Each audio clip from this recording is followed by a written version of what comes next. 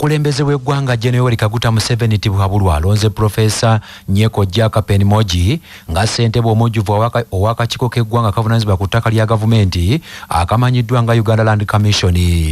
Profesa Nyeko Jaka ng'abadde memba ku kakiiko kano okumala ekiseera okuva mu mwaka 2021 y'abadde akola nga ssentebe w'akakiiko ako w'ekiseera okuva lwe yali ssentebe w'akakiiko ako Beatrice Byenchanya Kayisiki okufuna ebizibu n'afuumulwa mu mwaka 2021.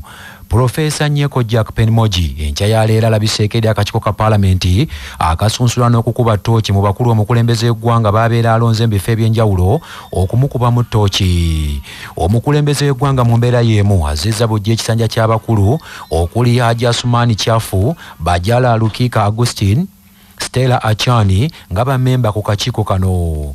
President Museveni era alonze yali omubaka wa municipali y'Entebbe Tumusiime Bikako Rosemel saako Ndahula Dennis Mwebaze nga bamemba abajja ku kakiiko ke kamu ak'eggwanga akavunaanyizibwa ku ttaka lya gavumenti.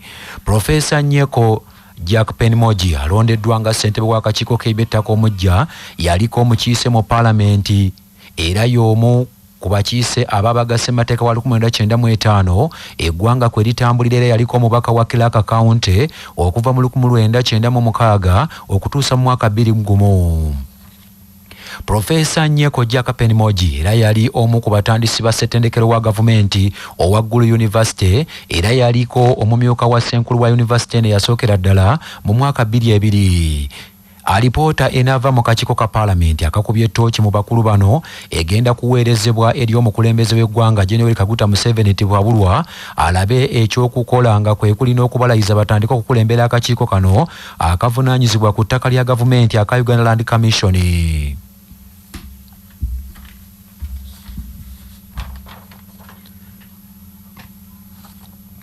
Kamalabyonna wa Buganda Charles Peter Mayiga wadde paalamenti amagezi emalewo okusika omuguwa mu baweereza baayo mu bibiina eby'enjawulo nga yeekenneenya ekifo ky'obukulembeze bw'oludda oluvuganya gavumenti. Katikkiro agamba nti wasaanye okubaawo ennongoosereza mu mateeka agamu agafuga paalamenti nga mu kulonda kwa bonna ng'omuntu abeera akutte ekifo ekyokubiri ku bwa pulezidenti y'aba akulira oludda oluvuganya gavumenti era ng'ono asaanye okugenda butereevu mu paalamenti. Mu kafubo n'emikutu gy'obwakabaka egy'amawulire enkya ya leero, Kamalabyonna wa Buganda Charles Peter Mayiga agambye nti singa omuntu abeera akutte ekifo ekyokubiri yakulira oludda oluvuganya gavumenti nti era abantu ababa bamulonze bamubeeramu n'obwesige era nti ono abajja kutuusa butereevu obuweereza ku bantu ababeera bamulonze mu bwerufu.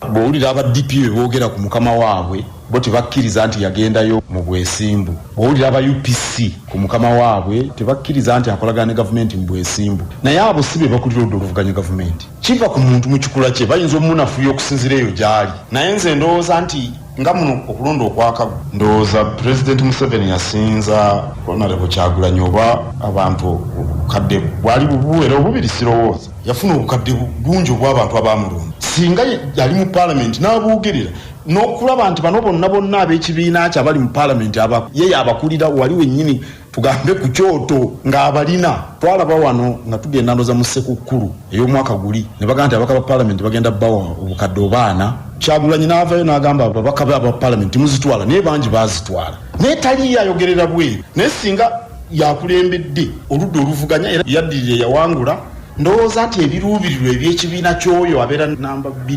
bituukibwako mu bwangu. Bino bijjidde mu kiseera nga bannayuganda bakyebuuza ekibuuzo ku kiteeso ky'omubaka wa paalamenti akiikirira Mityana South Richard Lumu ng'ono ayagala wabeerewo ennongoosereza mu tteeka eriruŋŋamya entamu z'emirimu mu paalamenti ababaka ab'oludda oluvuganya gavumenti baweebwenga omukisa okukuba akalulu kwakulira oludda oluvuganya gavumenti. Katikkiro mu ngeri y'emu ategeezezza nti bannayuganda Uganda ekyafiirwa ensimbi nnyingi nnyo olw'omuwendo gw'ababaka ogusukkiridde obungi mu paalamenti. Kyagambye nti kino kivaako okusaasaanya ensimbi z'omuwi w'omusolo ne ziwunzika nga zitokomose. Mu parliament waliyo okuyombayomba kungi kyekisooka. Okuyomba bwe kuyitirira abateesa amaaso bagajja ku bintu ebiruma abantu ne babeera mu kuteesa ku bintu ebitakwata ku bulamu bwa muntu wa bulijjo. Ekyokubiri, parliament yaffe ekimu ku bunafu bwerina ejjudde ababaka bayitirivu obungi. Ababaka 506 tulina abantu obukadde 46. Buyindi erina abantu akawumbi kamu n'obukadde 4. Parliament yabwe erimu ababaka 602. Kati ababaka bangi nnyo. Tewali na budde buteesa bintu bikulu biruma bantu. Era ne ssente zetusaasanya mpitirivu zetwandibadde tutaasa ne tusasula ndoosa abasawo kati kibaba wa ssente tukababiba n'abayizi malwaliro masomero nguudo. Nze ndowooza nti twetaaga okukendeeza paalamenti ye n'ebeeramu ababaka mu Uganda nga bwefaanana tibantuse 200. Ebyo nga bikyali awo Katikkiro asabye abantu mu Uganda bulijjo okuwa bannaabwe omukisa okwogera ensonga ezibaluma n'okutuusa ebirowoozo byabwe nga Uganda bw'enaafuna eggwanga eddungi. Omukulembeze yenna asalawo kikyaya n'ayogerako. Nze okusooka mbeera njogera okuva ku bbalaza okutuuka ku Sande kumpi buli lunaku. Era ebintu binnyo bye njogerako. Naye sijja kwogera ku buli kintu ekiba kizzeewo ng'omuntu yenna bwe yandyagadde. Omukulembeze asalawo kikyawaako endowooza ey'olwatu. Kaakati nga kino naye n'ebirala bingi mbyogerako. Singa bwe njogera nsonga ezigwawo ez'enjawulo bajjayo ne bakyogerako nga boogedde ku eno singa kirungi. Njogera naye siyinza kwogera ye omuntu omulala kyalowooza nti kyentekedde okwogerako. Njogera ku ekyo kyendaba nti kikulu mu budde bwakyo ng'ate kigasa eggwanga. Ebyo nga bikyali awo ekibiina kya Democratic Party kikalambidde nti si kyakuwagira ekiteeso kya memba waabwe omubaka wa paalamenti owa Mityana South Richard Lumu eyasabye nti etteeka erifuga enzirukanya y'emirimu mu paalamenti likolebwemu ennongoosereza ab'oludda oluvuganya gavumenti beeronderenga omukulembeze waabwe obuyinza buggyibwe ku kibiina ekibeera kisinza omuwendo gw'ababaka abangi ku ludda oluvuganya gavumenti. Mu lukuŋŋaana lwa bannamawulire lwe batuuzizza olunaku leero ku kitebe kya DP mu Kampala, omwogezi wa DP Ismail Kirya agambye nti singa ennongoosereza ezo ziyisibwa kyakuwa gavumenti omwagaanya okwongera okusesa oluvuganya gavumenti ng'eyinza n'okutandikira awo okwongera okulunafuya. DP eregamba nti ekiteeso ekyo kifuuse kajiiko nattabula era baakulwana bwezizingirira okulaba nga kisuulibwa. Era DP etegeezezza nti yakusitukiramu egende mu paalamenti ewakanye ekiteeso ekyo era bano bategeezezza nti singa kinaaba kiyisiddwa baakugenda mu kkooti okukiwakanya. Bwe twagalira ddala okusaba ababaka b'opposition nti etteeka lino mulivumirire kubanga terizze mu mutima mulungi, terizze kukiikirira opposition wabula lizze kukiikirira kibiina ekiri mu buyinza. Nga Democratic Party tuli ready okugenda mu kakiiko konna komiti okuchalenjinga ebbago lino. Bwe linaayita mu kakiiko era nga Democratic Party tuli ready okugenda okuchalenjinga mu ssemateeka w'eggwanga singa liba liyise mu paalamenti kubanga livumirira eddembe ly'ebyobufuzi. N'olw'ensonga eyo ababaka nsaba twekwate kitole tulwanyise ebbago lino kubanga lizze mu mutima mubi.